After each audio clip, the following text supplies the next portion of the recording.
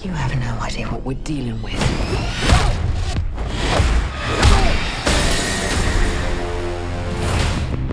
Hobbs and Shaw. You want a war? You've got one. After nearly 20 years, the Fast and Furious franchise has been speeding its way up the box office charts and into our hearts, all by revving up the action to insane levels and increasing the number of action stars sporting the minimum amount of hair. This time around, the people behind the series have made their smartest move yet by taking the two most effortlessly entertaining members of the series, Dwayne Johnson and Jason Statham, and letting them do what they do best, namely kicking fools and cracking skulls, for almost 2.5 hours of the slickest and most wildly inconceivable action the series has offered yet in Hobbs and Shaw. This time around, when the world is threatened, the American and English intelligence agencies contact both Luke Hobbs and Deckard Shaw to save the world. Why didn't they call the whole family, like Vin Diesel and Ludacris? I have no idea, which is weird considering that they've done this sort of thing before. Maybe they went back to boosting electronics? This time, as the title says, it's Hobbs and Shaw, and trust me when I say they do not like each other, like at all. Hobbs doesn't like Shaw's accent or his fancy clothes, and Shaw doesn't like Hobbs' hulking personality and big fists. I mean, are those the only reasons they have to not like each other? Seems to be the case, as they remind each other of it constantly with quick, clever put-downs. What brings them begrudgingly together is the sticky matter of a deadly supervirus, one which, as one character getting a big cameo describes, will melt your insides. Shaw's sister Hattie, played by Vanessa Kirby, plays an agent who has been tracking down the virus for some time, only to have to run off with it injected in her body after the big bad, Brixton Lore, played by Idris Elba, comes in and decimates the place with his cyber-genetically enhanced skills. The Fast movies have been dipping their toes into more chaotic punchlines since their DVD stealing days, but this is by far the most ludicrous plot of them all. With Elba's Brixton a full-on comic book villain fit with superhuman abilities, a world-saving, evolution-centric bad guy plan. Think Marvel's Thanos, but if he looked better in a tux. Between Hobbs and the two Shaws, no one really has a lot of nice things to say about each other, but together, all three must overcome their animosities and save the day through a series of slick, fast-paced action sequences that push the series beyond what has been offered before.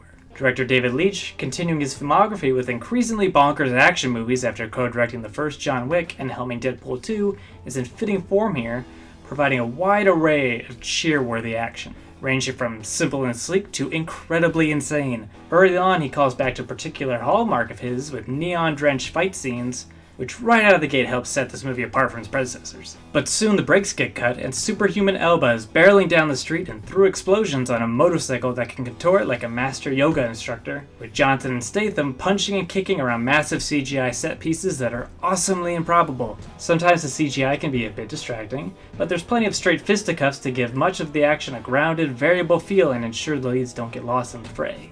Kirby, who got to show off some action chops in Mission Impossible Fallout, is a straight action star here, stealing so many scenes and throwing down at the same level as the rest of the boys. She also matches them when the punches aren't being thrown, able to trade jokes and charm perhaps better than the leading men.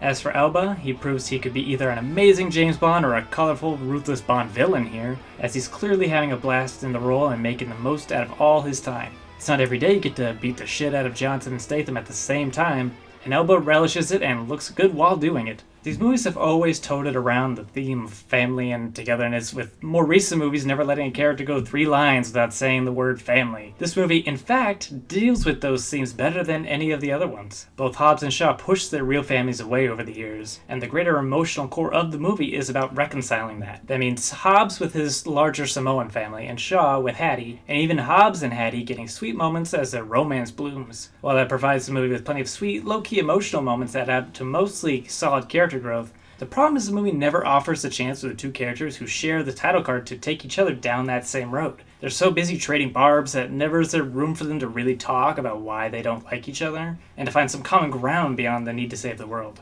My gut feeling is that the reason for this would require digging into the past movies, wherein Shaw was a notable villain for Hobbs and the gang. Because everyone involved with this movie seemed to want to make it its own distinct thing, ditching the big details of the past comes at the cost of not being able to carve out a more complex dynamic between the two lead characters.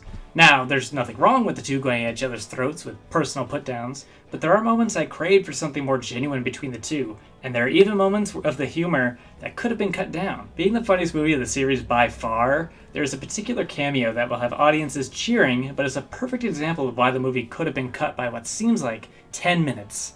Yeah, the story's a bit been there, done that, and should in no way be mined for smarts. I would be lying if I said I wasn't eager for the story to get back in gear after some banter was going on for a bit too long. But I guess no one comes to these movies for the stories, and maybe even not for the perfect blend of character development. What fans of the series will come for, they will get in absurd quantities and in ways that will leave them with a big smile on their face. Through it all, some people may wonder if these two will make their way back to the main squad, like Iron Man or Thor reteaming with the Avengers after their solo outings. The fact of the matter is, with these two, I have no clue. Everyone involved spent as much time as possible trying to make this its own thing that you could think that the other movies didn't even happen. And the fact of the matter is, Leitch and the team did a great job making this its own highly entertaining, often hilarious beast, that when it comes down to the matter of these two rejoining Diesel and the family, all I can say is, why bother? So for Hobbs and Shaw, I give this movie a 7 out of 10, and thank you for listening.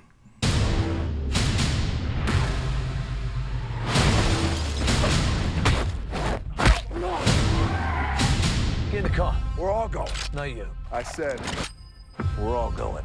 Oh, come on. You might want to just... Is he doing what I think he's doing? Yeah. Odds on survival? 60-40. cowboy up.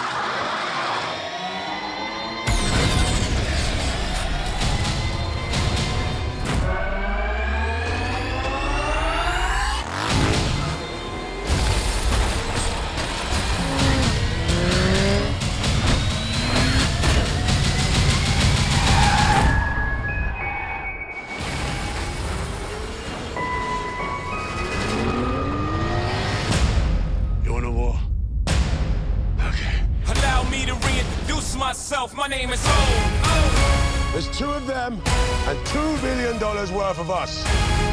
If the 3 of us don't work together, billions of people will die. Your sister is one of the toughest, baddest, most capable women I've ever encountered. No one could do it better. My kind of girl. I see what you're doing. You think I'm stupid? Of course I think you're stupid. Oh, H to the OB. Thing ain't lie. I done came through the block with everything that's fly. I'm like, I never claimed I had wings on. Woo! We're gonna need cars and guns. Oh, I can handle that part.